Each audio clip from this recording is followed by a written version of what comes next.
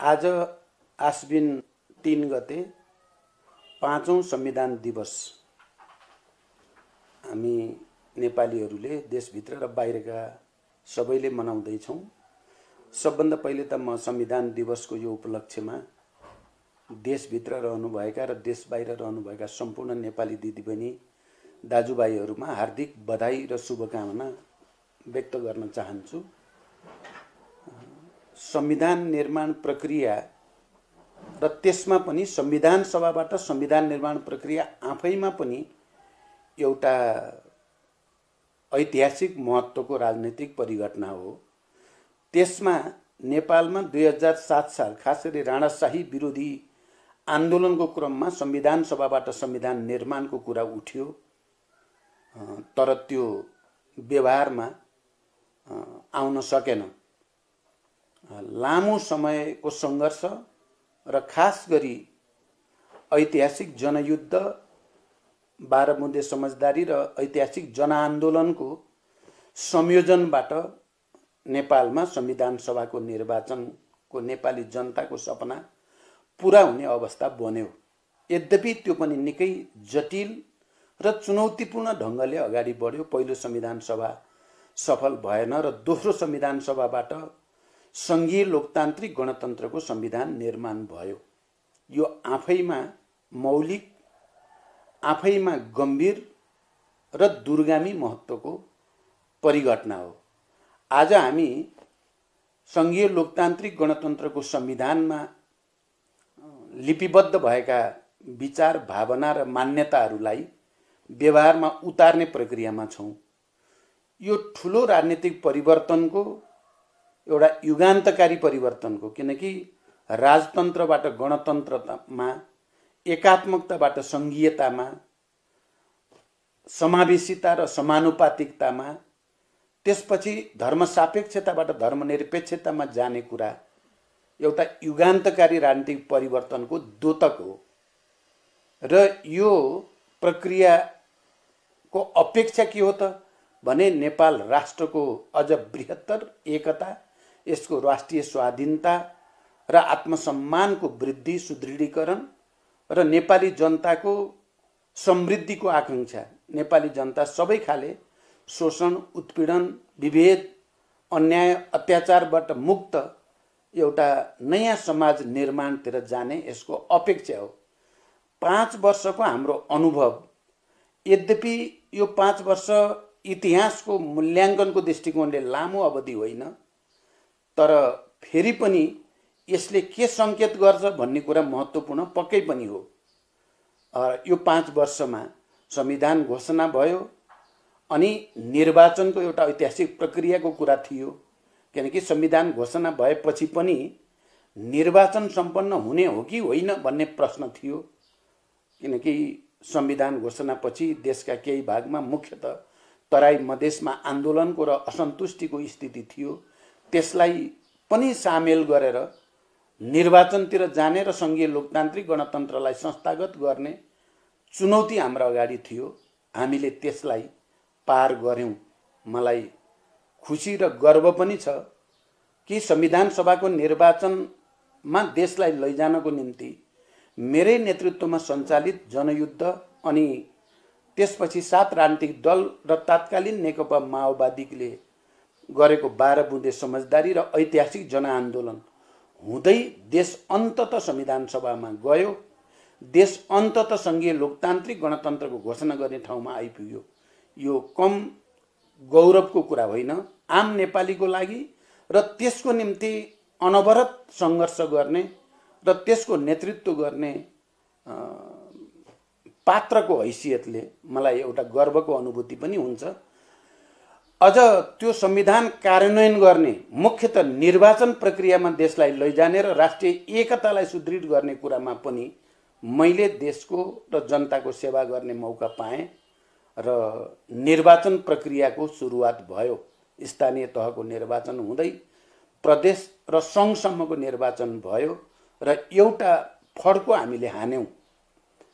त्यसपछि नेपाली जनताले चाहेको राजनैतिक स्थायित्व र आर्थिक विकास, समृद्धि, सामाजिक न्याय सबै उत्पीडित वर्ग, जाति, क्षेत्र, लिङ्ग, समुदायले समानताको अनुभूति गर्ने प्रक्रियाको आवश्यकता थियो र पक्कै पनि हामीले गठबन्धन वाम गठबन्धन गरेर निर्वाचनमा जाने र कम्युनिस्टका दुई ठुला घटकहरूको एकता गरेर देशमा कम्युनिस्ट पार्टीको नेतृत्वमा बहुमतको सरकार बनाउने प्रक्रियाको नेतृत्व गर्ने अवसर पनि मलाई जुर्यो।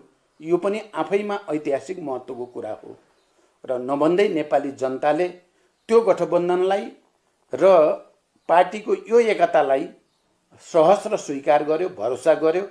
हामीले अघि सारेको घोषणापत्र र त्यहाँ व्यक्त विचार भावनाहरूलाई नेपाली जनताले विश्वास गर्यो र झन्डै 2/3 बहुमतको दिएर हामीलाई राजनीतिक स्थायित्व र समृद्धिको नेतृत्व गर्ने अवसर प्रदान गर्यो। म नेपाली जनताको यो विवेकप्रति नतमस्तक हुन चाहन्छु र जनताप्रति हार्दिक बधाई र शुभकामना फेरि पनि व्यक्त गर्न चाहन्छु। साथसाथै यो बीचमा संविधानले निर्दिष्ट गरेका, चाहे त्यो मौलिक अधिकारसँग सम्बन्धित होस् या स्थानीय तह, प्रादेशिक तह र सङ्घीय संरचनासँग सम्बन्धित अनगिन्ती तपाईको ऐन बनाउने आवश्यकता थियो र कम्युनिस्ट पार्टीको नेतृत्वको यो सरकारले समयमा नै त्यस खालका ऐन बनाउने, अन्तर्राष्ट्रिय सम्बन्धहरूलाई सहज बनाउने, खास गरी छिमेकीहरूसँगको सम्बन्धलाई सुदृढ गर्ने कुरामा ध्यान पक्कै पनि दिएको छ। त्यसै गरी पूर्वाधार विकास र निर्माणमा पनि हामी अगाडि बढी नै राखेका छौँ। तर नेपाली जनताले हामीलाई अपार विश्वास गरेर मतदान गर्ने बेलामा जसरी अपेक्षा गरेका थिए निकै तीव्र गतिमा आर्थिक विकास हुनेछ, निकै तीव्र गतिमा सामाजिक न्याय कायम हुनेछ र समृद्धिको एउटा नयाँ दौरमा यात्रामा अब नेपाल तीव्र वेगमा अगाडि बढ्नेछ भन्ने अपेक्षा अझै पनि पुरा भएको छैन भन्ने जनगुनासो हामीले सुनेका छौँ। धेरै उतार चढावहरू पनि यस बीचमा भए। एकातिर स्वयं सरकारको नेतृत्व गर्ने पार्टीभित्र बहस विवादका कुरा, अर्कोतिर देश र दुनियाँमा संसारमा नै कोभिड-19 कोरोना भाइरसको महामारीका कारण एउटा अप्ठ्यारो र जटिल परिस्थिति पैदा भयो।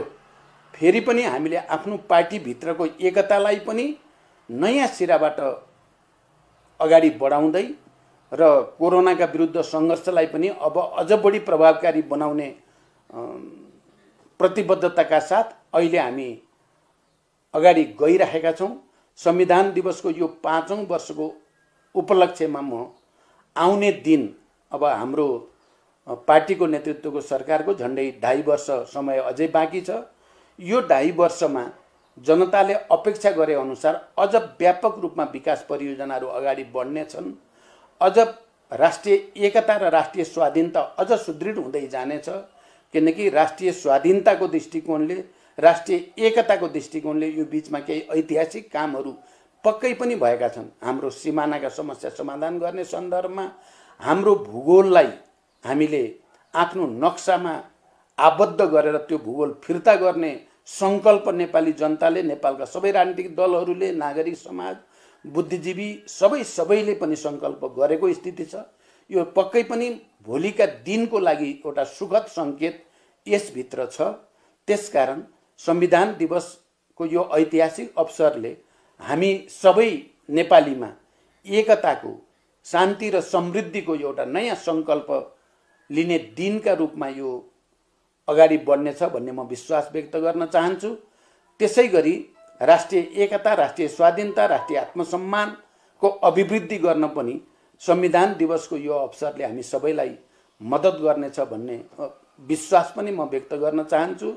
अन्तिममा फेरि एकचोटि संविधान दिवसको यो अवसर हामी नेपालीहरूको लागि, नेपालका राजनीतिक दलहरूको लागि, नागरिक समाजको लागि, पत्रकार, बुद्धिजीवी सबैका निम्ति पनि एउटा नयाँ सङ्कल्प गरेर देशलाई आर्थिक समृद्धिको र यो संविधानले परिकल्पना गरेको समाजवाद उन्मुख राज्यको कुरा जो गरिएको छ त्यो निकै नै ऐतिहासिक र महत्त्वपूर्ण छ।